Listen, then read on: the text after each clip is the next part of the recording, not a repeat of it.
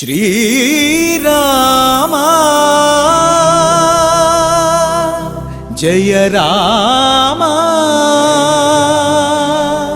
रघुराम।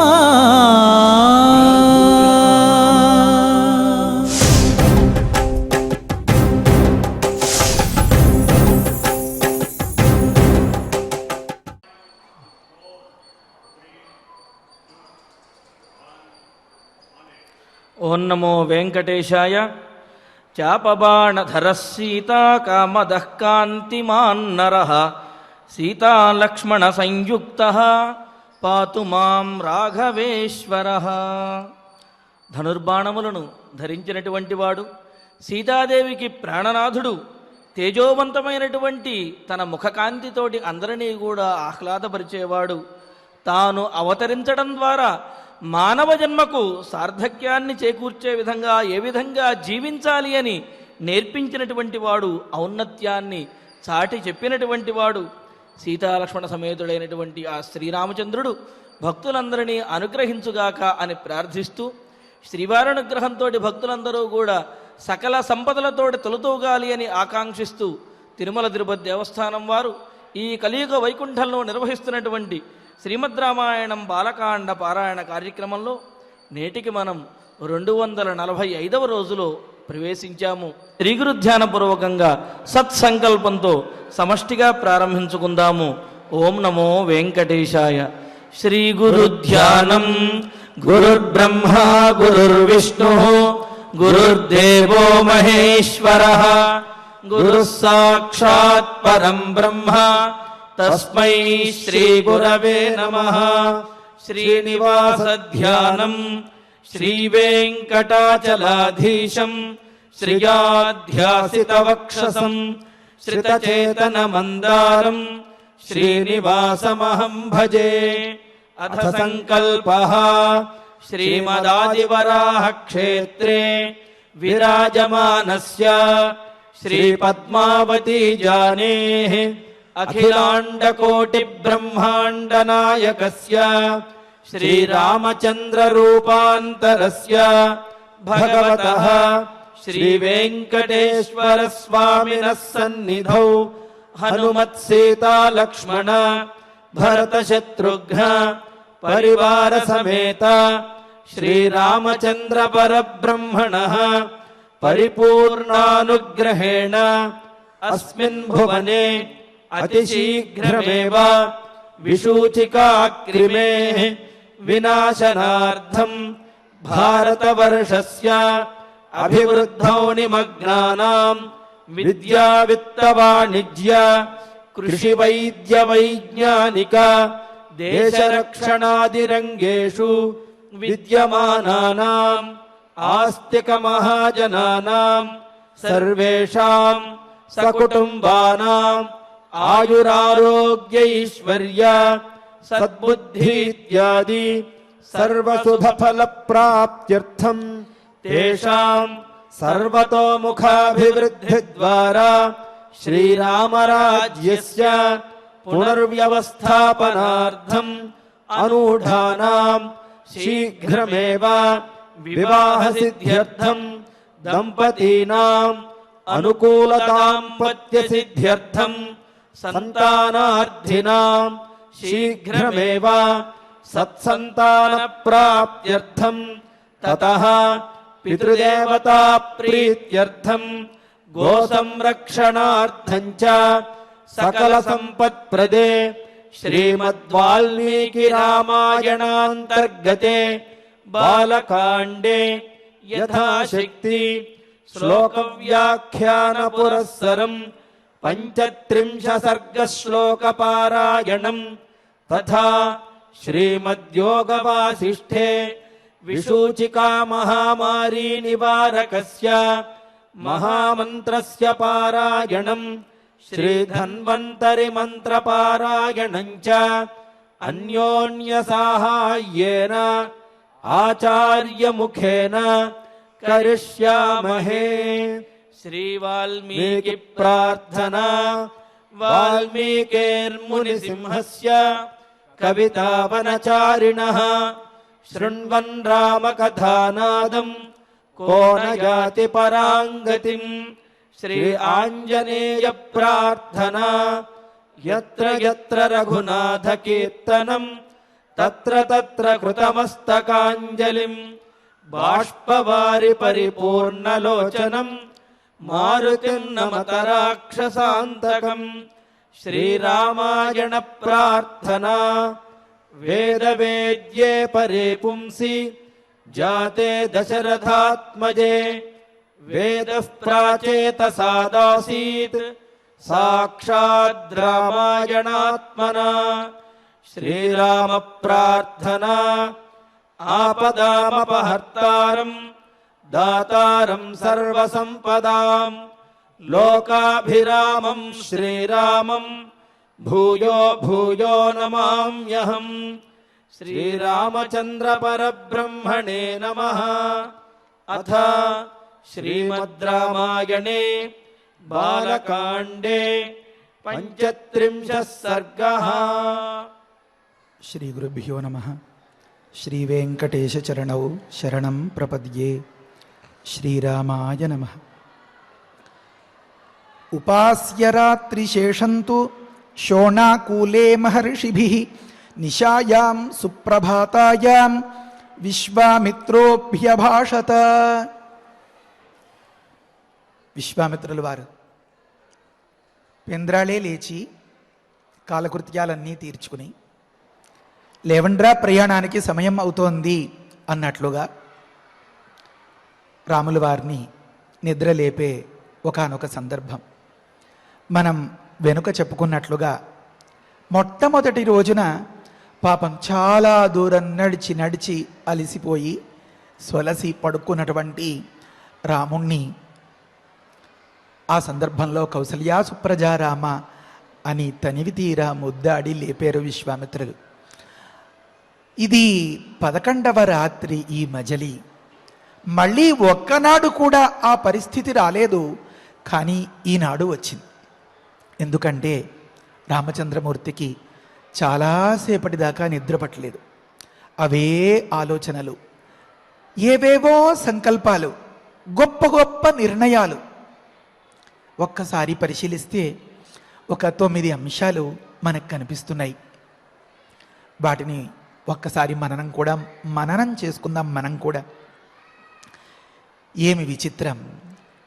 యచ్చ కామసుఖం లోకే యచ్చ దివ్యం మహత్ సుఖం తృష్ణాక్షయ సుఖస్యైతే నారహత షోడశీం కళా. ఈ గడిచిన సందర్భంలో విశ్వామిత్రులు చెప్పినటువంటి ఈ 2-3 సర్గల విషయాలు రామయ్యకి చాలా వంట పట్టేశాయి. అదే మాదిరిగా లక్ష్మణస్వామికి కూడా. ఎంత ఆశ్చర్యం! ఉపనిషత్తులు చెప్తున్నాయి, లోకంలో దివ్యమైనటువంటి సుఖం కోసమే అందరూ రకరకాలుగా ప్రయాసపడుతూ ఉంటారు కదా. అలాంటి దివ్య సుఖాన్ని అక్కర్లేదు మాకు అని అనుకున్నారు కుశనాభ కన్యకలు. ఏమి కారణం? తృష్ణాక్షయం అన్నారు. అంటే మన మాటల్లో చెప్పుకోవాలి అంటే అనిపిస్తే ఆగలేకపోవడం, కనిపిస్తే విదులుకోలేకపోవడం, చెప్పలేనంత బులబాటం అంటారే, లోపల గుల అని కూడా మన వాళ్ళు కొన్నిసార్లు మాట్లాడుతూ ఉంటారు. ఆ కుత అది ఏదో పొందేయాలి అని ఒకలాంటి మానసికమైనటువంటి దౌర్బల్యమనో ఏమైనా అనండి, దాన్ని సైతం అధిగమించేశారు అంటే వీరి మనస్సు మరొక చోట ఎక్కడో లగ్నమైందన్నమాట. ఇంట్లో పిల్లల్ని ఎవరైనా కదిపారు అనుకోండి, అక్క తమ్ముడితో ఉదాహరణకి, ఒరే మేమందరం బయటికి వెడుతున్నాం, నువ్వు కూడా వస్తావా, అక్కడ చాలా బాగుంటుంది అది ఇది అని చెప్తే, నాకు అంత ఇంట్రెస్ట్ లేదక్క నే రాను అంటాడు. వాడికి అప్పుడే ఏకాంతం దొరికేది వాడి ఆటకో పాటకో మరొక దానికో. దీనివల్ల అంటే మనస్సు లగ్నమైన చోట మనస్సు పొందేటటువంటి ఊరట ఆనందం కంటే కూడా లోకంలో అందరూ ఇష్టపడేదాన్ని అనుభవించడం వల్ల వచ్చే ఆనందం అంతగా కాదు. అంటే ఆ బలహీనతలు ఏవి మనస్సు ఒక చోట లగ్నమైనప్పుడు దీనిని ఓడించలేవు. ఎంత గొప్ప ఉదాహరణం కుశనాభ కన్యకలు. అంతకంటే ఆశ్చర్యం, యచ్చ కామసుఖంలోకే కామసుఖం వద్దనుకునేవారు లోకంలో ఎక్కడైనా ఉంటారా? ఎంత ఆశ్చర్యం! పశుపక్ష్యాదులు వగైరా ఇవన్నీ కూడా తరచి తరచి పరిశీలించి రుచికరమైన పండు తింటాయి, బాగా నీడగా ఉండే ప్రాంతానికి వెళ్ళి పవళిస్తాయి. ఇలా రకరకాలుగా పరిశీలిస్తూ ఉంటే ఈ ఇంద్రియాల వల్ల వచ్చే సుఖం కాదనుకునేటటువంటి ప్రాణి లోకంలో ఉంటుందా? ఉంది. సోమద, కామసుఖం వద్దు స్వామి, నాకు పుత్రప్రేమే ఎక్కువ అంటే ఈ పుత్రప్రేమ, ఆ పిల్లవాడి లాలన వగైరాలు ఇవన్నీ కూడా ఈ కామసుఖాన్ని ఓడించేసి అన్నమాట. ఎందుకని? మనస్సు ఒక దగ్గర లగ్నమైన కారణంగా కనుక. ప్రజయాహి మనుష్య పూర్ణ అని ఉంది కనుక, సంతతిని స్త్రీ ఎంతో ఉన్నతంగా భావిస్తుంది కనుక, నాకు మధ్య మార్గంగా అవాంతరంగా వచ్చేటటువంటి అంటే సంతతిని పొందే లోపు కలిగేటటువంటి కామసుఖం అక్కర్లేదు పోవయ్యా. నీ పవిత్రత నా పవిత్రత ఏకాస్త చెడకుండా నీ దివ్యమైనటువంటి తేజస్సుని ఉపయోగించి నాకు మానసికమైనటువంటి సంకల్ప సృష్టి జరిపించేలాగా, నా కడుపు కాచేలాగా అనుగ్రహించు అని అడిగింది. కామసుఖం వద్దనుకుంది. ఎంత ఆశ్చర్యం! ఇంకొక్క మెట్టు కాస్త పైకెక్కితే కౌశికి, అమ్మమ్మమ్మమ్మో, ఇది ఇంకా అద్భుతమైనటువంటి మాట. సాధారణమైనటువంటి మానవుల్లాగే పుట్టి అలాగే ఉంటూ పెద్ద పెద్ద రాజభోగాలకి అంతకి అర్హత ఉండి కూడా కట్టుకున్న వాడితోటే నా జీవితం అని చెప్పి అతడికి కావాల్సినటువంటి సపర్యలు అన్నీ చేస్తూ చేస్తూ అదే పెద్ద పాతివ్రత్యమో అని తిరుగులేని బ్రహ్మాస్త్రాన్ని అమ్ముల పొదలో పెట్టుకున్నటువంటి ఆ వీర వనిత కౌశికి, సత్యవతి, మా అక్కయ్య గారు అని చెప్పుకున్నటువంటి విశ్వామిత్రుల ఆ మాతృమూర్తి మాదిరి ఆ ఉత్తమురాలు బొందితో స్వర్గానికి వెళ్ళిపోయింది.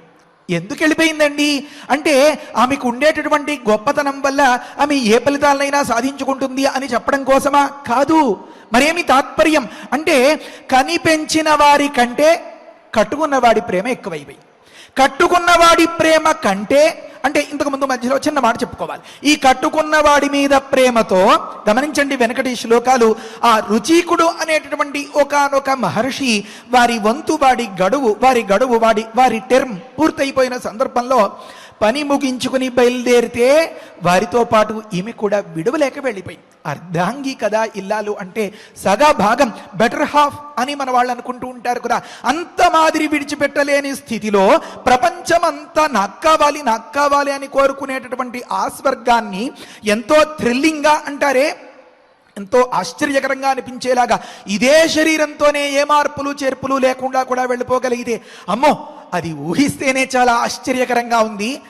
అలా వెళ్ళిపోయి కూడా కనిపెంచిన వారి ప్రేమ, కట్టుకున్న వాడి ప్రేమ ఇవి రెండు దిగదుడుపు అన్నట్లుగా కన్న ప్రేమ ఈ రెండింటిని ఓడించేస్తే, కన్న ప్రేమ గెలిచేస్తే లోకమంతా నా కన్నవారే అనేటటువంటి మాతృత్వం వెళ్ళి విరిస్తే, పరవళ్ళు తొక్కితే తాను నదిగా మారి ప్రవహించి పరవళ్ళు తొక్కుతోంది. ఎంత ఆశ్చర్యం!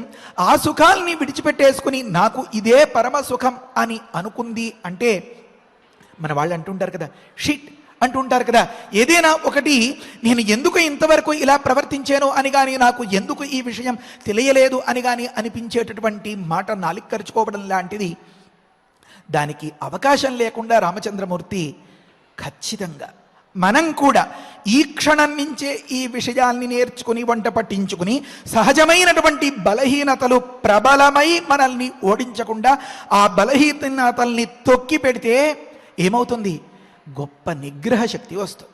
ఆ నిగ్రహ శక్తి మామూలు వారిని కూడా మానవాతీతమైన శక్తులు కల వారు ఎదురుపడిన సందర్భంలో వారిని కూడా నిగ్రహించేలాగా చేయగలుగుతుంది. రక్షామస్తు తపోవయం కుశనాభ కన్యకలే మనకి ఉదాహరణ.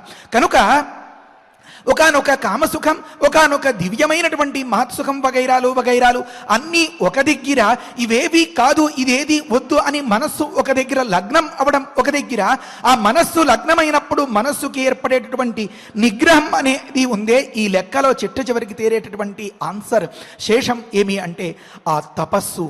ఈ నిగ్రహ శక్తి మనం పాటించేటటువంటి ఒక చిన్న ప్రయత్నాన్ని అయినా ఎంతో ఉత్తమమైనటువంటి ఫలితాల్ని ఇచ్చేలాగా, అవసరమైతే ఈ ప్రకృతి శక్తుల్ని సైతం శాసించేలాగా అతడిని, ఆ సాధకుడిని తీర్చిదిద్దగలుగుతుందన్నమాట.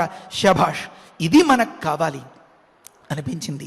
గమనించండి, కొత్తగా పెళ్ళయి హాయిగా సంతోషంగా కాలక్షేపం చేయాల్సిన సందర్భంలో నారబట్టలు కట్టుకుని వనవాసానికి ఒకానొక మునివేషంతో వెళ్ళారు రామచంద్రులు. అంటే ఉసూరుమంటూ దిగులు పడుతూ ఎందుకొచ్చిన కర్మరా, నా ప్రారంధం ఇలా కాలిపోయింది అనుకున్న క్షణం ఒక్క క్షణమైనా ఉందా? లేనే లేదు. ఎందుకు లేదు అంటే ఈ సంయమేంద్రుల్ని అందరినీ చూస్తున్నారు. విశ్వామిత్రుల ప్రకృతి ప్రేమను గమనించారు. అహం స్వస్తివోస్తు గమిష్యామి సిద్ధాశ్రమాదహం అన్నారు. ఎంత ఆశ్చర్యం! బాగా చదువుకున్నవాడు, బాగా డబ్బున్నవాడు మనకి ఉపకారం చేస్తాడు అని అనిపిస్తే అతడితో స్నేహం చేస్తామే. అలా కాకపోతే ఏదో మానవతా దృష్టి అనుకున్నట్లుగా కొంతమంది మానవుల మీద కూడా తోటివారు అనే దృష్టితో మనం కాస్త స్నేహంగా ఉంటామే. జడములైనవి, కదల్లేవు, మాట్లాడలేవు. ఈ చెట్టు, పుట్ట, వాగు, వంక, పశుపక్ష్యాదులు పాపం ఆ లైడి పిల్లలంతా కూడా అలా అలా వచ్చి ఒళ్ళో పడుకుని అలా అలా తను తింటుంటే తాను కూడా పక్కనొచ్చి కూర్చుని ఈ రకంగా ఉన్న వాటి మీద ఎంత ప్రేమ పెంచుకున్నారు విశ్వామిత్రులు. వారందరికీ కూడా స్వస్తి వస్తు, మీకు శుభం జరగాలి, సుఖం కలగాలి అని దీవించారే. అంటే అన్నింటిలోకి చాలా తొందరగా బెదిరిపోయే మనస్తత్వం ఉన్నది జింక పిల్ల. అందుకనే ఆ లేడీ పిల్లలతో కొన్నింటిని పోలుస్తూ ఉంటారు. సరే, ప్రకృతంలో అలాంటి జింక పిల్లలు భయంకరమైనటువంటి ఆ రాక్షస కృత్యాల వల్ల ఏర్పడిన ఆర్తనాదాలకి తట్టుకోలేక ఇటు నుంచి అటు, అటు నుంచి ఇటు పరిగెడుతూ ఉంటే నాలిక చప్పరించడం తప్ప ఏమీ చేయలేని నిస్సహాయ స్థితిలో ఈ సిద్ధాశ్రమానికి సిద్ధాశ్రమం అనే పేరు ఎప్పుడో వస్తుంది, విశ్వామిత్రుడు అని పేరు పెట్టుకుని తిరుగుతున్నాను కానీ నాకు ఈ పేరు ఎప్పటికీ సార్థకం అవుతుంది అని కుమిలి కుమిలి క్షణ క్షణం ఒకానొక యుగంలాగా గడిపినటువంటి ఆ విశ్వామిత్రుల వారికి అనిపించిన మాట కదా అది. స్వస్తి వస్తు, ఈ పైన మీకు ఏ విధమైనటువంటి బెడద, బాధ, బెంగ ఏమీ ఉండదు, హాయిగా మీరందరూ ఉండండి అని అన్నారంటే వారి పట్ల ఎంత మక్కువ. వారందరూ తనకు ఆత్మీయులు అన్నమాట, తను వారికి ఆత్మబంధువు అన్నమాట. ఈ విషయం నచ్చింది. లక్ష్మణ, మనం కూడా ఇలా ఉండాలరా అనుకున్నట్లుగా ఆ బుర్రలో ఒక్కొక్క పాయింట్ అలా రిజిస్టర్ అవుతుందన్నమాట. ఊహిస్తే, పరిశీలిస్తే, గమనిస్తే ఇంకా చెప్తారు వ్యాఖ్యానంలో, అయోధ్య అంతా గుర్తొచ్చింది మన రామయ్యకి. అది కూడా ఒక కారణం. ఏమి అయోధ్య గుర్తు రావడంలో ఆంతర్యం అంటే ఎన్ని రాజభోగాలు. ఇలా తప్పట్లు కొడితే ఎవరక్కడ అంటే మరుక్షణంలో ప్రత్యక్షమయ్యేటటువంటి సేవకులు, వంది మాగధులు, అహో ఓహో ఓహో అని పొగిడేటటువంటి పొగడ్తలు, బంగారు పళ్ళాలు, పళ్ళ నిండా వడ్డించినటువంటి అమృతతుల్యమైనటువంటి ఆ ఆహార పదార్థాలు. పాపం ఇవేమీ లేవే. అసలు బంగారు పళ్ళెం అంటేనే ఎలా ఉంటుందో తెలియకుండా ఉన్నటువంటి సంయమీంద్రులే వీరంతా కూడా ఏ ఒక్కటి నాది అని స్థిరమైనటువంటి భావం లేకుండా ఆ పరమాత్మ యందే మనస్సును లగ్నం చేసి ఆ బలం వల్ల ఇంతకుముందు మనం అనుకున్నట్లుగా కుశనాభ కన్యకలు, ఆ సోమద, కౌశికి వీరికి లాగా ఏ ఒక్క బలహీనత వారిని ఓడించకుండా ఉంటే ఆ నిగ్రహం ఇంతింతై పెరిగితే ఈ శ్రీరామ శ్రీరామ శ్రీరామ అనే జపమే లోకాన్ని సైతం శాసించగలిగేటటువంటి గొప్ప మహాశక్తిగా ఉంటే ఆ మహాశక్తి సంపన్నులైనటువంటి ఈ సంయమీంద్రులు వీరిని కదా మనం కాపాడుకున్నప్పుడు లోకాన్ని అంతని కాపాడుకోగలుగుతాం. కనుక వీరి కోసం ఏదో ఒకటి చెయ్యాలి, చేసే తీరాలి, నేనే చెయ్యాలి అనేలాంటి ఒకానొక దృఢమైనటువంటి సంకల్పం ఏర్పడడానికి విశ్వామిత్రులు చేసినటువంటి ఒక చిన్నపాటి ఉపదేశం అన్నమాట. ఆ పావు అలా కదిపేరు త్రికాల వేదులు కదా, వారు అతీంద్రియ ద్రష్టలు కదా, సకల జగన్మిత్రులు కదా విశ్వామిత్రులు వారు. కనుక దీన్ని అంతని గమనిస్తే ఒకానొక కదిలేటటువంటి వస్తువును, సచేతనమైనటువంటి దానిని ప్రేమించిన వాడు గొప్పవాడు కాదు మరేమి అని స్థావరంగా కదలక కదిలేలాగా ఉండే, రెండు రకాలుగా ఉండేలాంటి ప్రకృతిని, ప్రపంచాన్ని ప్రేమించగలిగిన వాడే గొప్పవాడు. వీటన్నింటికి కూడా స్వస్తివోస్తు గమిష్యామి అని చెప్పి ఏ మాట తెలియనటువంటి ఆ చెట్లకి పుట్లకి మేలు కలగాలి అని నేను వెళ్ళొస్తాను అని చెప్పి ఎంతో వేడుకోలుతో వీడ్కోలు పడిగినటువంటి ఆ విశ్వామిత్రుల వారు మనకి ఆదర్శంరా లక్ష్మణ. మన జీవితం అంతా కూడా ఈ మాదిరిగానే నడవాలి అన్నట్లుగా ఒకానొక మంచి మూసలో పోసినటువంటి ఒకానొక బంగారం లాంటి వ్యక్తిత్వం ఏర్పడిందనమాట. పిల్లలకి ఏది గమనిస్తూ ఉంటారో వారు అదే బుద్ధిలోకి ఎక్కుతూ ఉంటుంది. ఉదాహరణకి అమ్మా నాన్నలు కొట్టుకుంటూ ఉంటే వాళ్ళకి ఒక రకమైనటువంటి ఆలోచన బుద్ధిలో రిజిస్టర్ అయిపోతుంది. కొంతమంది ఆడపిల్లల్ని ఏమ్మా ఎందుకు పెళ్లి చేసుకొని ఉన్నావు, కారణం ఏమి అంటే మా నాన్న తప్పతాగి వచ్చి అమ్మని చితక్కొడుతూ ఉంటే ఆ అమ్మ హలో లక్ష్మణ అని ఏడుస్తూ ఉంటే అది చూసి నేను తట్టుకోలేని రాత్రులు ఎన్నో గడిచాయి కనుక నాకు వివాహమే వద్దు అనేలాంటి కథలు లోకంలో ఎన్నో ఉంటాయి. అంటే ఆ పసిప్రాయంలో తెల్ల కాగితంలాగా ఉండేలాంటి ఆ స్వచ్ఛమైనటువంటి హృదయం మీద రక్తపు సిరాతో రాసినటువంటి మరకలలాగా ఈ దృశ్యాలన్నీ ఏర్పడిపోతూ ఉంటాయి అన్నమాట. ఇది వ్యతిరేకమైనటువంటి కోణం. అనుకూలమైనటువంటి కోణంలో గమనించినట్లయితే ఆలుమగలు, అన్యోన్యత, అమ్మా నాన్నలు, పెద్దవారు, వారి ఉమ్మడి కుటుంబం, పెద్దవారికి కిందవారు ఒబే అయి ఉండడం అంటారే, అంటే విధేయంగా ఉండడం, సమాజంలో పెద్దల్ని గౌరవించడం, దీన్ని అంతని పెద్దలు కనుక పాటిస్తూ ఉన్నట్లయితే అది నేర్చుకున్నటువంటి పిల్లలు దాన్నే వంట పట్టించుకుని ఆ మాదిరిగా మా వాడు చిన్నప్పటి నుంచి ఇంతేనండి అని చెప్పుకునేలాగా తయారవుతారన్నమాట. ఈ రకంగా అహం వేత్మి మహాత్మానం అని రామచంద్రమూర్తిని ఏ రకంగా అయితే విశ్వామిత్రులు ఎన్నుకుని నరామన్నేతు మర్హసి అని అనుకుంటూ ఆ దశరథులు ఆ పుత్ర ప్రేమతో వద్దు వద్దు కాదు పొమ్మన్నా ఇంకా బతిమాలి ఏకాస్త కోపం తెచ్చుకోక బతిమాలి తెచ్చుకున్నారే. ఆహా విశ్వామిత్రులు ఎంత లోకోపకారం చేయదలుచుకున్నారా లక్ష్మణ.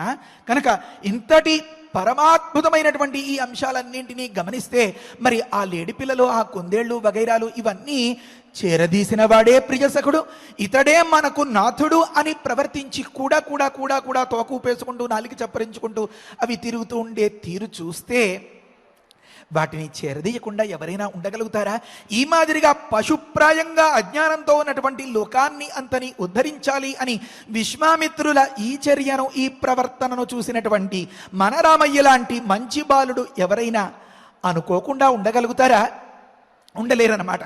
కనుక 11,000 సంవత్సరాలకి సరిపడగా ఒకానొక తీరైనటువంటి వ్యక్తిత్వానికి బీజం ఇక్కడ పడింది. ఒకానొక కల్పవృక్షం లాంటి మనస్తత్వానికి అంకురార్పణం మాదిరి అది. కనుక ఇంతకంటే ఆశ్చర్యకరమైనటువంటి ఇంకొక విషయం ఈ కౌశికి గురించి మనం గతంలో అనుకున్నదే. బుద్ధికి పట్టడం కోసం పెద్దలు చెప్పిన దాన్ని మరొక్క మాటగా మనం అనుకుందాం. వాల్మీకి మహర్షి మాటలు తక్కువ, అర్థాలు ఎక్కువ. మరి ప్రవచనం చెప్పేవారు ఈ అర్థాల్ని అంతని గమనించి ఒక్క మాటలో దాన్ని అంతని చెప్పాలి అంటే వీరు వాల్మీకి కంటే మించిపోయిన వారై ఉండాలి. అంతటి శక్తి సామర్థ్యాలు మనకెక్కడవి. కనుక దాన్ని కాస్త అలా అలా వివరించుకోవాల్సి వచ్చింది. ఒకానొక సందర్భంలో అయితే నిజంగా చెప్పాలంటే మన రామయ్య విషయంలో ఇన్ని వ్యాఖ్యానాలకి అవసరం లేదు. ఒకానొక మాట అలా చెప్పేటప్పటికే ఆ బుద్ధే, ఆ బొర్రే చురుకుగా ఆ వ్యాఖ్యానాలు చేసేసుకుంటూ ఉందన్నమాట. మరి మామూలు వాళ్ళకి అంతంతటి వంట పట్టక సుమారుగా ఒక 40 వ్యాఖ్యానాలు ఉన్నాయి రామాయణానికి అంటారు. అందులో ఉన్న అంతరార్థం, అందులో ఉన్న తాత్పర్యం ఇప్పుడు మనకి ఉపయోగించేలాగా అసలు బాలకాండ అనే టైటిల్ ఎందుకు సెలెక్ట్ చేసుకోవాల్సి వచ్చింది దీనికి? ఇలా గమనిస్తే ఒక మంచి వ్యక్తిత్వం, ఎంత వయసు వచ్చినా ఇంకా పసివారిలాగా అజ్ఞానంతో ఉండేటువంటి వారందరూ కూడా బాలురుగానే గమనించి బహుశా మన పెద్దలు జ్ఞానవృద్ధులు, వయోవృద్ధులైన వీరికి జ్ఞానం వికసించలేదు అనే కారణంతో, బుద్ధి వికసించలేదు అనేటటువంటి ఆలోచనతో బహుశా దీన్ని అంతని ఇంతల్లా విడమర్చి చెప్పి ఉంటారు. దాన్ని మనం అర్థం చేసుకోగలిగిన నాడు అద్భుతమైనటువంటి బంగారంతో ఏర్పరిచినటువంటి ఒకానొక నిండైన సంతోషకరమైనటువంటి జీవితాన్ని మనం అనుభవించగలుగుతాం, ఆస్వాదించగలుగుతాం అన్నమాట. ఈ రకంగా ప్రకృతి ప్రేమ అంతకంటే ఇంకా దివ్యమైనటువంటి ఇంకొక మాట ఏమని, నాయనా రాత్రి కావస్తోంది, చీకటి పడింది కనుకనే వాయువు యొక్క ప్రసారం తగ్గింది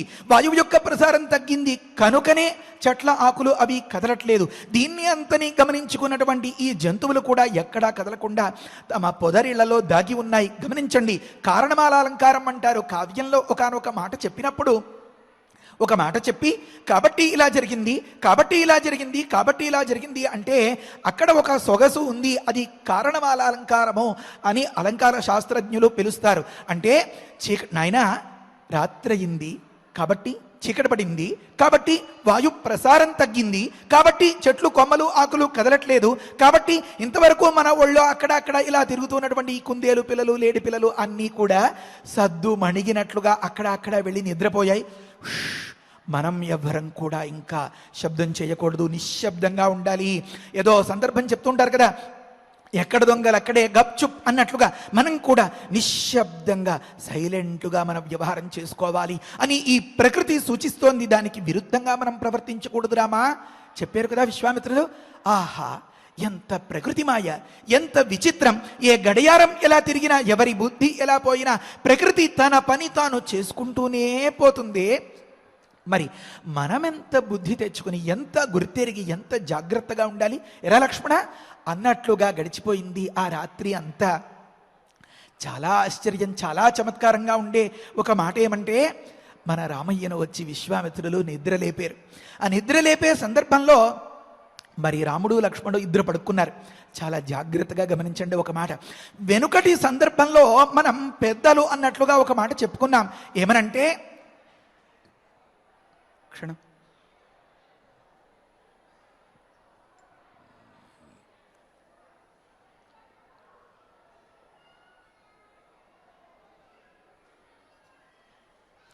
విశ్వామిత్రులు రామలక్ష్మణులు ఆ సరయూ తీరం ఇవి గమనిస్తే, ఊరెళ్ళినటువంటి ప్రియాతి ప్రియమైన నాన్న ఊరి నుంచి వస్తే, నేను నాన్న పక్కన పడుకుంటాను, నేను పడుకుంటాను అన్నట్లుగా ఇద్దరు చెరొక పక్క కాలు చెయ్యి వేసేసుకుని హాయిగా తృప్తిగా పడుకున్నట్లుగా రామలక్ష్మణులు ఇద్దరిని పసివాళ్ళు ఏపులొచ్చి ఎత్తుకుపోతుందో అనుకున్నారో ఏమో, అలా జతలో వేసి పడుకున్నట్లుగా ఉన్న సందర్భంలో మన రామయ్య కాస్త పైకి లేచి లక్ష్మణస్వామి పడుకున్నాడా లేదా అలా నిద్రిస్తూ ఉన్నట్లుగా ఉన్నటువంటి లక్ష్మణస్వామిని గమనించుకుని అప్పుడు చాలా ఆలస్యంగా పడుకున్నాడు కనుక, ఆలస్యంగా నిద్ర లేచాడు కనుక, మొట్టమొదటి రామచంద్రమూర్తి మీద ప్రేమతో చూసినటువంటి విశ్వామిత్రులకు ఆ రామచంద్రమూర్తి యొక్క నిద్రలో ఆ సొగసు కనిపించింది. కౌసల్యా సుప్రదారామ అన్నారని మనం వెనక చెప్పుకున్నామే.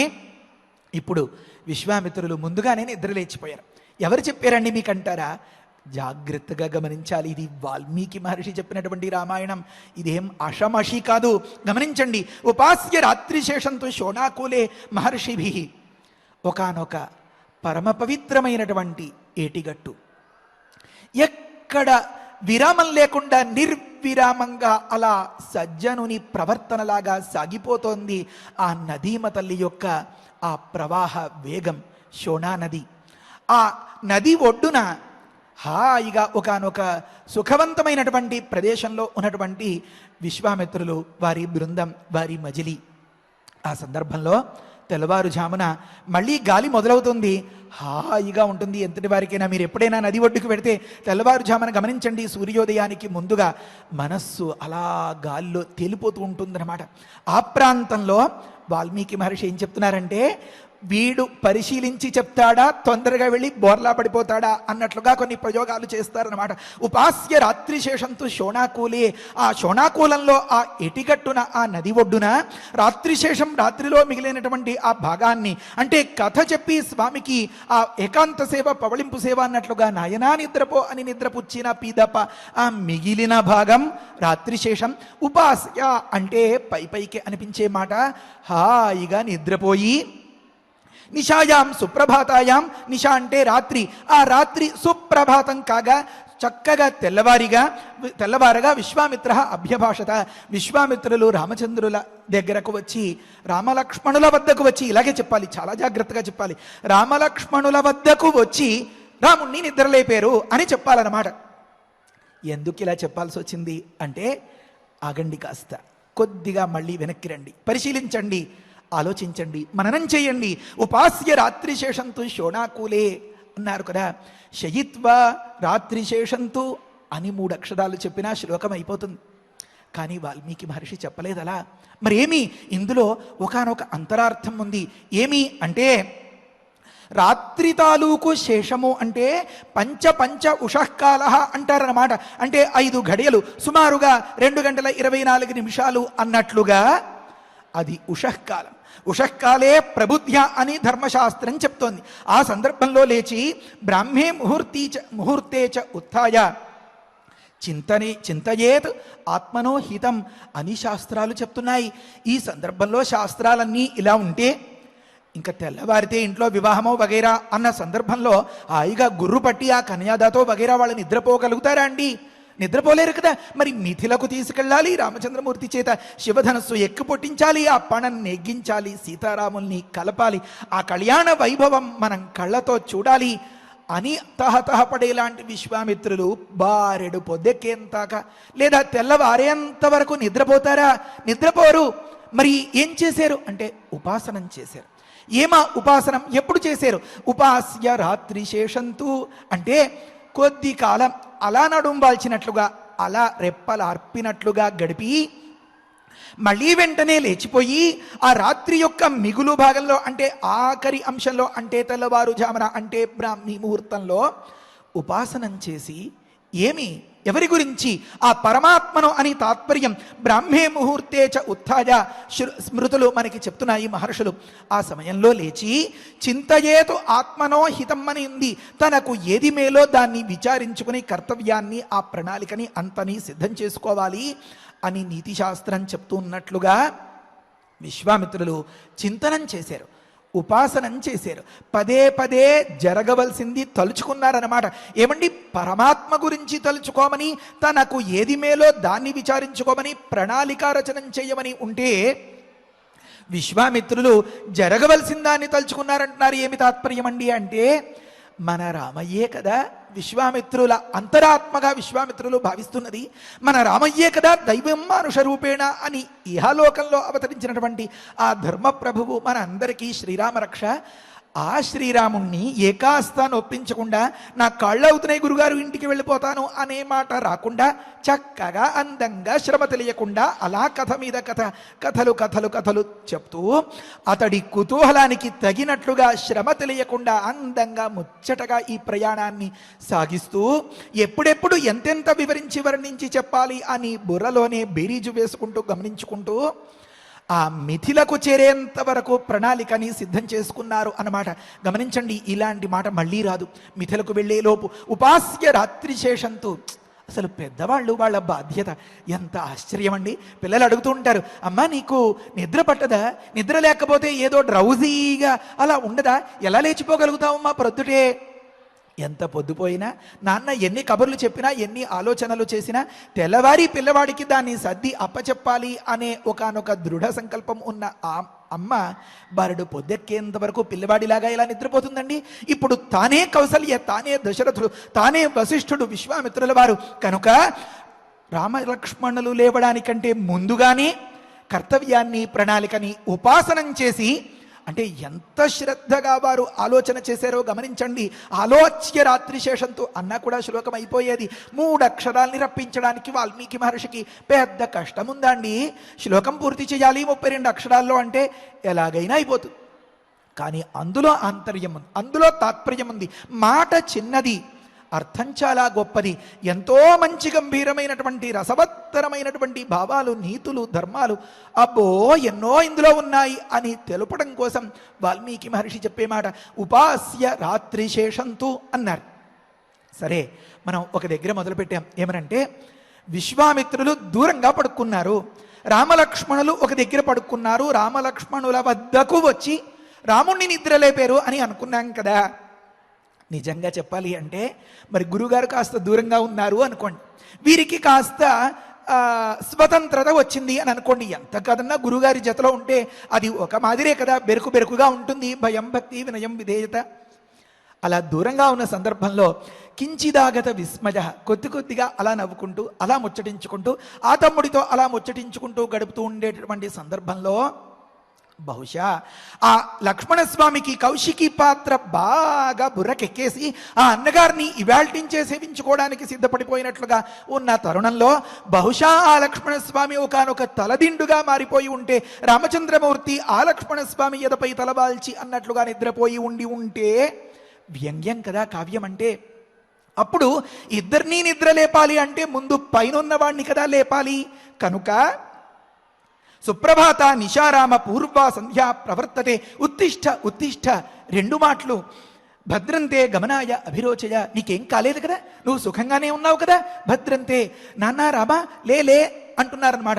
రాముడు లక్ష్మణులు ఒక దగ్గర ఉన్న సందర్భంలో ఇద్దరికీ కామన్గా సాధారణంగా వర్తించేలాగా ఓ రాఘవ, ఓ రఘునందన అని అనకుండా, ఓ కాకుత్స్థ అని అనకుండా ప్రత్యేకించి స్పష్టంగా అంటే పర్టిక్యులర్గా రామ రామ అని చెప్పడంలో ఏమి ఆంతర్యం?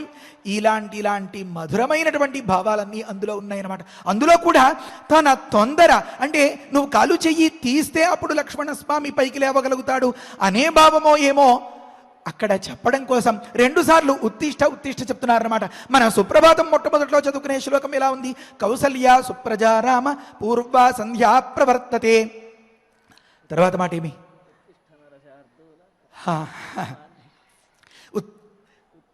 క్షణం.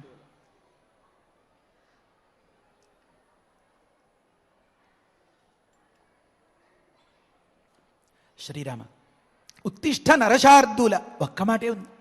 3 అక్షరాల్ని వాల్మీకి మహర్షి మళ్ళీ ప్రయోగించారంటే ఆ తేనె పట్టులో ఏదో ఇంకా బిందువు మన కోసం దాచి ఉంచారనమాట. ఇది అక్కడ ఉన్నటువంటి కావ్య సౌందర్యం. తరచి చూస్తే మీకు కూడా అనిపిస్తుంది, నచ్చితే ఒప్పుకోవచ్చు, లేకపోతే పారాయణంతో సరి మనకి పుణ్యం వస్తుంది అని సరిపెట్టుకోవచ్చు. సుప్రభాత నిశా రామ, రామ నిశా రాత్రి, సుప్రభాత బాగా తెల్లవారిపోయింది, ఇంకా పడుకుంటే ఎలా? పూర్వ సంధ్యా ప్రవర్తతే, మనం సంధ్యాది కర్తవ్యాలు చేసుకోవడానికి సమయం ఆసన్నమైపోయింది, ప్రవర్తించేస్తోంది కనుక లే అని లేపుతున్నారు అన్నమాట.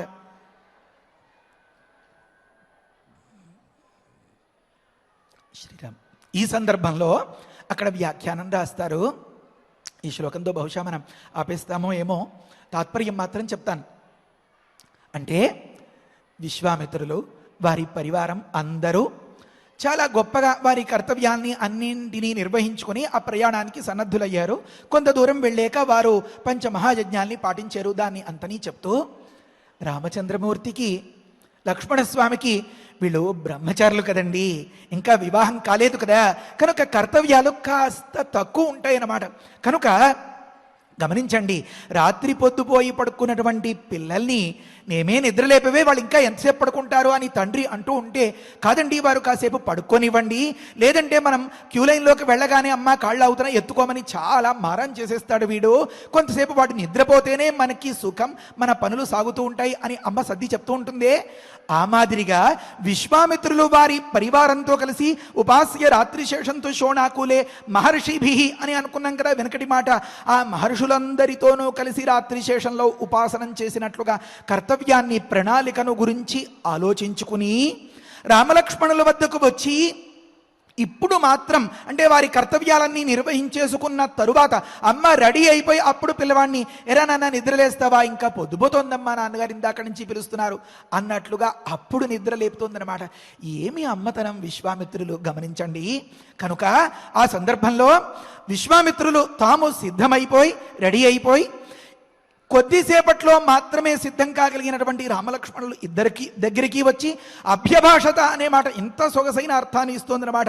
ఎదురుకుండా తట్టి లేపేటటువంటి సందర్భం మరి మనకి స్పష్టంగా కనిపిస్తుంది. కళ్ళుంటే చాలదు, మనోనేత్రం ఉండాలి.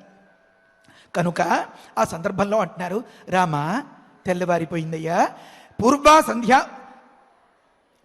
సంధ్యా ప్రవర్తతే, సంధ్యాది కృత్యాలకి ఇంకా సమయం ఆసన్నమైపోతోంది, గడిచిపోతోంది కనుక ఉత్తిష్ట ఉత్తిష్ట అన్నాడనమాట. భద్రంతే. ఇంత తాత్పర్యం ఎలా తెలిసిందండి? తెల్లవారితే ప్రయాణం, పిల్లవాడిని ఇంకా నిద్ర లేపలేదు, నాన్న అన్నాడు, అమ్మ ఇంకా కాసేపు ఊరుకోబెట్టింది, నాన్నని ఎన్ని డైలాగులు చెప్పారండి అని అంటారేమో. గమనించండి, విశ్వామిత్రులు ఏం చెప్పి శ్లోకాన్ని పూర్తి చేస్తున్నారు? గమనాయ అభిరోచయ, గమనం బుర్రలో ఉంది అన్నమాట. కనుక ఆ మార్గాయాసం వచ్చింది అంటే వీరు నడవలేరు, వారిని ఎత్తుకోలేరు, వారిని ఏదైనా గుర్రం మీదో రథం మీదో కూర్చోబెట్టి తీసుకెళ్ళను లేరు. కనుక ఎంత ముందు జాగ్రత్తో, కనుక గమనానికి ఏ కాస్త ఇబ్బంది లేకుండా భద్రంతే అని చెప్పి అతడికి కావాల్సినటువంటి ఆ మేలు, ఆ ఒబిడి లేకపోతే ఆ ఆరోగ్యం, ఆ స్వాస్థ్యం దీన్ని అంతని గమనిస్తూ ఆ గమనోన్ముఖులుగా చేస్తున్నటువంటి విశ్వామిత్రులు ఆ శ్లోకాన్ని అలా పూర్తి చేశారనమాట. అంటే తరువాతి ప్రయాణంలో ఇబ్బంది రాకూడదు, దారిలో పిల్లవాడు ఇబ్బంది పడకూడదు అనుకున్నట్ల ఆ అమ్మతనం అంతా స్పష్టంగా ఇందులో కనిపిస్తోంది కదా. కనుక ఎంత అద్భుతమైనటువంటి రామాయణం. సుప్రభాత నిశారామ పూర్వా సంధ్యా ప్రవర్తతే ఉత్తిష్టోత్తిష్ట భద్రంతే గమనాయ అభిరోచయ. నాయన ప్రయాణం ఉంది, ఆ దారిలో నడవడానికి ఏకాస్త ఇబ్బంది లేకుండా మీరు తయారుగా సిద్ధంగా ఉండండి, మీరు మనస్సు పెట్టి దాని పట్ల ఆసక్తులు కండి అంటున్నారన్నమాట. ఇషితమూహి కర్మ క్రియతే అంటుంది శాస్త్రం. నచ్చని పనిని మనం ఎప్పుడు బలవంతంగా చేయించలేం కనుక గమనానికి మీరు సిద్ధపడండి. కథలు చెప్పుకుంటూ ఇక్కడే ఉండిపోతే బాగుంది అని అనుకుని ఊరికుండిపోవద్దు అని చెప్పడం తాత్పర్యం అన్నమాట. అప్పుడు రామయ్య అంటాడు, గమనించండి, తచ్ఛృత్వా వచనం తస్య కృత్వా పౌర్వాణికీం క్రియాం గమనం రోచయామాస వాక్యంచ ఇదమువాచ అన్నారన్నమాట. ఇదెంత అద్భుతమైనటువంటి రచన. రాముడు వెంటనే లేచి, రాముడు లేచి అంటే లక్ష్మణస్వామి లేచి అని చెప్పక్కర్లేదుగా, తద్వచనం శ్రుత్వా, ఆ గురుగారు చెప్పినటువంటి మాట విని, అలాగే గురుగారు చిటికలో వచ్చేస్తాను అని చెప్పి అన్నట్లుగా పౌర్వాణికి క్రియాంకృత్వ, ఆ ప్రాతకాలంలో చేయవలసినటువంటి ఆ స్నానం సంధ్యావందనం వగైరాలు అవన్నీ పూర్తి చేసేసుకుని గమనం రోచయామాస వెళ్ళడానికి చాలా హుషారుగా తయారైపోయి వచ్చేసేట విశ్వామిత్రుల దగ్గరికి. ఏమంటే చాలా హుషారుగా అని మీకు ఎలా తెలిసిందండి అంటారేమో. ఏది ప్రమాణం లేకుండా మనం చెప్పుకోకూడదు అని మనకు ఒక గొప్ప ప్రయత్నం కదండి. ఎప్పుడైనా ప్రమాదవశాత్తు వస్తే దాన్ని మీరు తప్పట్టుకోకూడదు సుమా. ప్రకృతంలో మన వాళ్ళు ఎరా స్నానం అయిపోయిందా అని ఇంట్లో పిల్లవాడిని అడిగారు అనుకోండి, వాడు ఆ మ్యూజిక్ వింటూనో ఆ గంతులేస్తూనో కేరింతల్లోనో హా అని సమాధానం చెప్తాడు. ఎరా టిఫిన్ చేసేస్తావా హా అంటాడు. ఎరా బ్యాగ్ సర్దుకున్నావా హా అంటాడు. ఇప్పుడు మన రామయ్య కూడా ఈ మాదిరిగా సిద్ధమైపోయి ఇంత హుషారుగా విశ్వామిత్రుల దగ్గరికి వచ్చి పలికేట హ అని. ఏమని? గమనం రోచయామాస వాక్యంచ ఇదమువాచ హశబ్ద హర్షద్యోతనే అని అక్కడ వ్యాఖ్యానంలో వివరిస్తారు. అంటే గురుగారు ప్రయాణానికి నేను సిద్ధంగా ఉన్నాను, మనం ఎలా వెళ్ళాలి అని ఆ తర్వాతి మాట అడుగుతారు అన్నమాట. ఆ ఒక్క మాట అనుకుని మనం మన మాటల్ని ముగించుకుందాం. ఏమనంటే అయం శోణ శుభజల. సరే, ఈ శ్లోకం మాత్రం అనుకుని ప్రవచనం రేపు చెప్పుకుందాం. ఇందులో చాలా సరి చేసుకోవాల్సినవి ఉన్నాయి. అయం శోణ శుభజలో గాధ పులిన మండిత కతరేణ పథా బ్రహ్మన్ సంతరిష్యామహే వయం. శుభజల అగాధ అని పడింది ఇక్కడ ముద్రణ, కానీ శుభజలో గాధ పులిన మండిత అని మామూలుగా ఆనుపూర్వి. అక్కడ శుభజల అగాధ అని విడదీయచ్చు, శుభజల గాధ అని కూడా విడదీయచ్చు. అగాధ అనే భావనతో బహుశా అలా ముద్రించి ఉండవచ్చు. దీనిలో ఏది ఉచితం, ఏది తాత్పర్యం రామయ్యకు అనే మాటల్ని రేపటి రోజున వివరించుకుందాం. ఈ మాట రాముడి మాట అంత తేలికగా చెప్పేసుకోగలుగుతామా? రేపటి రోజున చెప్పుకుందాం. అలాంటి రామచంద్రమూర్తికి ఏర్పడినటువంటి అంత దివ్యమైనటువంటి ఆ వ్యక్తిత్వం ఆ రాముని యొక్క దివ్యానుగ్రహం వల్లే మనకి కూడా ఏర్పడి, ఆ రాముడు ఎక్కడ వెతుక్కోకుండానే తనని వెతుక్కుంటూ వచ్చినటువంటి విశ్వామిత్రుల వంటి సద్గురువులు మన కోసం కూడా వారి యొక్క తపఫలాన్నో వారి యొక్క ఉపదేశాన్నో వెచ్చించి వారి కాలాన్నో మనల్ని అనుగ్రహించి ఆ రామయ్య పక్కనే మనం కూడా చేరేలాగా ఆ రాముణ్ణి నిరంతరం సేవించుకుంటూ మన జన్మను ధన్యం చేసుకునేలాగా అనుగ్రహించి రక్షించాలి అని ఆ పరమాత్మను ప్రార్థిస్తూ హరయే నమః. స్వస్తి. పారాయణ చేసుకుందాము. ఉపాస్య రాత్రిశేషంతు శోణాకూలే మహర్షిభిః నిశాయాం సుప్రభాతాయాం విశ్వామిత్రః అభ్యభాషత సుప్రభాత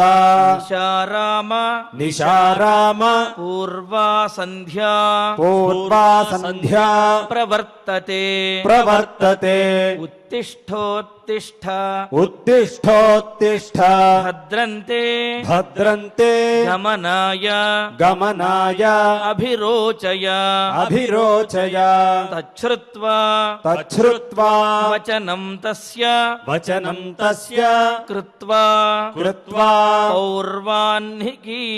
పౌర్వాన్హికీం క్రియాం గమనం రోచయామాస दर्शयामास वाक्यं चेदं वाक्यं चेदम् उवाचः उवाचः इत्यार्षे श्रीमद् रामायणे श्रीमद्रामायणे बालकाण्डे पञ्चत्रिंशे सर्गे सर्गे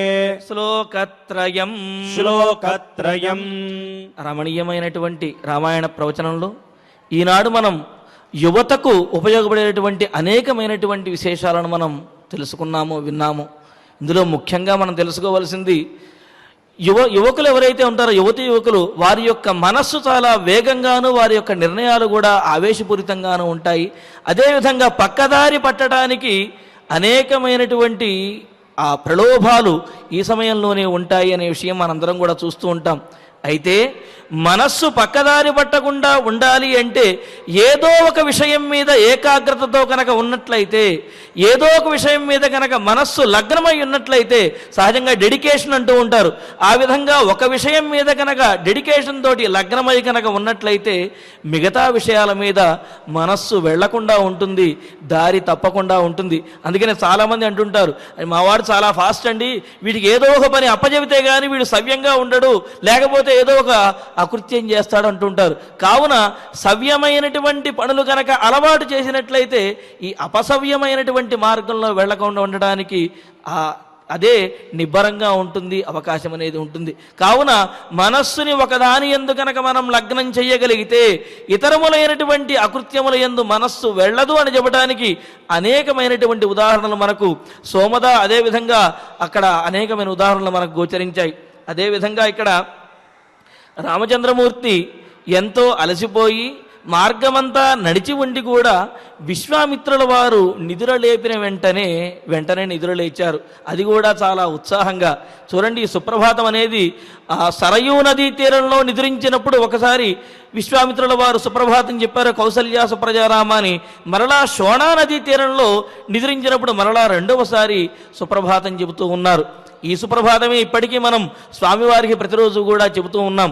అయితే ఇందులో గమనించవలసింది, అంత అలసిపోయి ఉండి కూడా విశ్వామిత్రుల వారు చెప్పిన వెంటనే నిద్రలేచి తన కృత్యములు ఏవైతే ఉంటాయో విధి కర్తవ్యము, ఆ కర్తవ్యము చకచకా పూర్తి చేసుకున్నారు రామచంద్రుడు. మరి ఆ బాలరాముని యొక్క అనుగ్రహంతో మన పిల్లలందరూ కూడా మనము నిద్రలేపిన వెంటనే నిద్రలేచి, సహజంగా ఇళ్లలో చూస్తూ ఉంటాం, తల్లులు లేనాయన లే స్కూల్కి వెళ్ళాలి, ప్రైవేట్కి వెళ్ళాలి అని నిద్రలేపుతూ ఉన్న వాళ్ళు ఇంకాసేపు అని పడుకుంటూ ఉంటారు, వీళ్ళు కంఠశోషతో అరుస్తూనే ఉంటారు.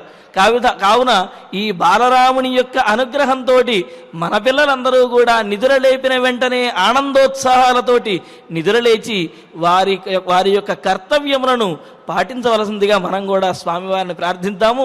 మా పిల్లలందరూ కూడా ఆ విధంగా స్వామి యొక్క అనుగ్రహంతో ఉండాలి అని కోరుకుందాము. మరి ఇటువంటి ఉన్నతమైనటువంటి దైనందిన జీవితంలో మనందరికీ కూడా ఉపయోగపడేటువంటి శ్లోకములన్నింటినీ కూడా చక్కగా మనం పారాయణ చేసుకున్నాము.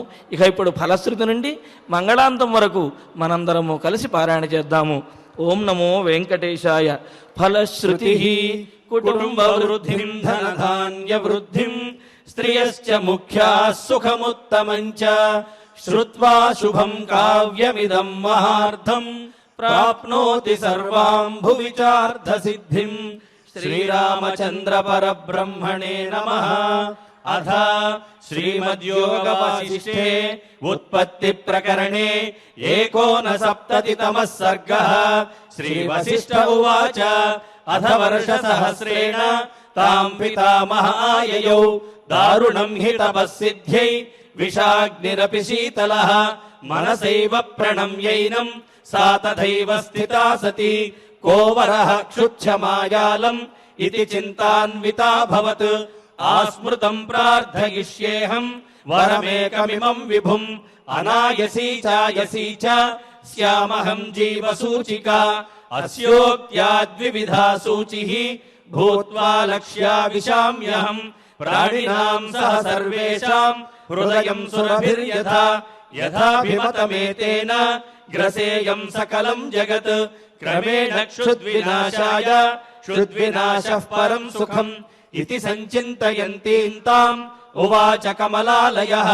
అన్యాదృశ్యాస్తథా దృష్ట్వా స్తనితా భ్రవోపమం బ్రహ్మోవాచ पुत्रि कर्कटिके रक्षः कुलशैलाभ्रमालिके उत्तिष्ठत्वं तु तुष्टोऽस्मि गृहाणाभिमतं वरम् कर्कट्युवाच भगवन् भूतभव्येश स्यामहं जीवसूचिका अनायसी चायसी च विधेर्पयसि चेद्वरम् श्रीवसिष्ठ उवाच एवमस्त्विति तामुक्त्वा पुनराह पितामहः सूचिकासोपसर्गात्वम् भविष्यसि विसूचिका सूक्ष्मया मायया सर्वलोकहिंसाम् करिष्यसि दुर्भोजना दुरारम्भाः मूर्खा दुस्थितयश्च ये दुर्देशवासिनो दुष्टाः तेषाम् हिंसाम् करिष्यसि प्रविश्या हृदयम् प्राणैः पद्मप्लीहादिबाधनात् वातलेखात्मिका व्याधिः भविष्यसि विसूचिका सगुणम् विगुणम् चैव जनमासादयिष्यसि गुणान्वितचिकित्सार्थम् मन्त्रोऽयन्तु मयोच्यते ब्रह्मोवाच हिमाद्रेरुत्तरे पार्श्वे कर्कटी नाम राक्षसी विसूचिकाभिधाना सा नाम्नाप्यन्यायबाधिका तस्याः मन्त्रः ॐ ह्रीं ह्रां ह्रीं ह्रां विष्णुशक्तये नमः ॐ ह्रीं ह्रां ह्रीं ह्रां विष्णुशक्तये नमः ॐ ह्रीं ह्रां ह्रीं ह्रां विष्णुशक्तये नमः ॐ नमो भगवति विष्णुशक्तिमेनाम् ॐ हर हर नय नय पच पच मथ मथ उत्सादय उत्सादय दूरे कुरु स्वाहा हिमवन्तं गच्छ जीव सह सह सह चन्द्रमण्डलगतोऽसि स्वाहा ॐ नमो भगवति विष्णुशक्तिमेनाम् ॐ हर हर नय नय पच पच मथ मथ उत्सादय उत्सादय दूरे कुरु स्वाहा हिमवन्तं गच्छ जीव सह सह सह चन्द्रमण्डलगतोऽसि स्वाहा ॐ नमो भगवति विष्णुशक्तिमेनाम् ॐ हर हर नय नय पच पच मथ मथ उत्सादय उत्सादय दूरे कुरु स्वाहा हिमवन्तं गच्छ जीव सह सह सह चन्द्रमण्डलगतोऽसि स्वाहा इति मन्त्री महामन्त्रम् न्यस्य वामकरोदरे मार्जयेदातुराकारम् तेन हस्तेन संयुतः हिमशैलाभिमुख्येन विद्रुतान्ताम् विचिन्तयेत् कर्कटीम् कर्कशाक्रन्दाम् मन्त्रमुद्गरवर्धिताम् आतुरम् चिन्तयेत् चन्द्रे रसायन हृदि स्थितम् अजरामरणयुक्तम् मुक्तम् सर्वाधिविभ्रमैः साधकोऽभि शुचिर्भूत्वा स्वाचान्तः सुसमाहितः क्रमेणानेन सकलाम् प्रोच्छिनत्ति विसूचिकाम् इति गगनगतः त्रिलोकनाथः गगनगसिद्धगृहीत सिद्धमन्त्रः गतः उपगतशक्रवन्द्यमानः निजपुरम् अक्षयम् आयम् उज्ज्वलश्रीः इति श्रीमद्योगवासिष्ठे उत्पत्तिप्रकरणे 69तमः सर्गः। अथ धन्वन्तरि ध्यानम् अच्युतानन्द गोविन्द विष्णो नारायणामृत रोगान् मे नाशयाशेषान् आशु धन्वन्तरे हरे आरोग्यम् दीर्घमायुष्यम् बलम् तेजोधियम् श्रियम् स्वभक्तेभ्योऽनुगृह्णन्तम् वन्दे धन्वन्तरिम् हरिम् धन्वन्तरेरिमम् श्लोकम् भक्त्या नित्यम् पठन्ति ये अनारोग्यम् न तेषाम् स्यात् सुखम् जीवन्ति ते चिरम्। ॐ नमो भगवते वासुदेवाय धन्वन्तरये अमृतकलशहस्ताय वज्रजलौकहस्ताय सर्वामय विनाशनाय त्रैलोक्यनाथाय महाविष्णवे स्वाहा। ॐ वासुदेवाय विद्महे सुधाहस्ताय धीमहि तन्नो धन्वन्तरिः प्रचोदयात्। अथ नवग्रह प्रार्थना। आरोग्यं पद्मबन्धुर्वितरतु नितरां सम्पदं शीतरश्मिः। भूलाभं भूमिपुत्रः सकलगुणयुतां वाग्विभूतिं च सौम्यः। सौभाग्यं देवमन्त्री रिपुभयशमनं भार्गवः। शौर्यमार्किः दीर्घायुः सैभिकेयः। विपुलतरयशः केतुः आचन्द्रतारम्। अरिष्टानि प्रणश्यन्तु दुरितानि भयानि च। शान्तिरस्तु शुभं मेस्तु ग्रहाः कुर्वन्तु मङ्गलम्। अथ क्षमा प्रार्थना। यदक्षरपदभ्रष्टम् मात्राहीनं च यद्भवेत् तत्सर्वं क्षम्यतां देव नारायण नमोऽस्तु ते। अथ भगवत्समर्पणम्। कायेन वाचा मनसेन्द्रियैर्वा बुद्ध्यात्मना वा प्रकृते स्वभावात् करोमि यद्यत् सकलं परस्मै नारायणायेति समर्पयामि। अथ मङ्गलम्। श्रियः कान्ताय कल्याणनिधये निधयेद्धिनाम्। श्रीवेङ्कटनिवासाय श्रीनिवासाय मङ्गलम्।